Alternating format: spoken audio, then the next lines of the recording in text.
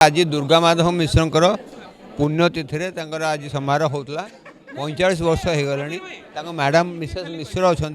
दुर्गा माधव मिश्र ने आईपीएस अफसर थे ओडिशार आईजी पुलिस थे से देखुले साहित्य गोटे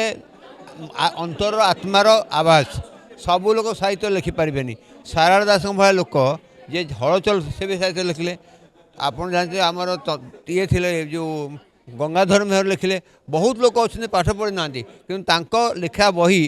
लोक पीएचडी कर तेणु आम साहित्य को सांगे पाठ पढ़ा को कंपेयर करवानी तेणु आमर साहित्यटा हूँ गोटे गोटे जातिर आत्मा आत्मा जदि आम जगन्नाथ मंदिर न था ओडिया साहित्य न था ओडिया जाति न था आमर ओडिया जाति ओडिया भाषा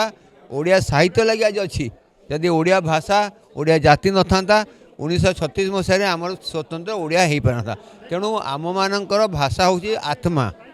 ताहले यदि आम से आत्मा को सुदृढ़ करवा ताले देह सुस्थ रम ओडिशा को सुस्थ रखा कहले ओडिया भाषार मान मर्यादा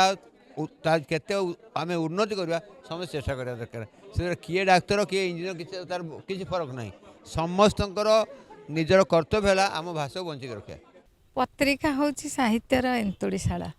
तेणु पत्रिका चलैवाई निश्चित भाव में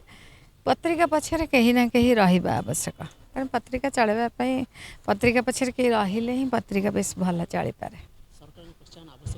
हाँ निहाती आवश्यक।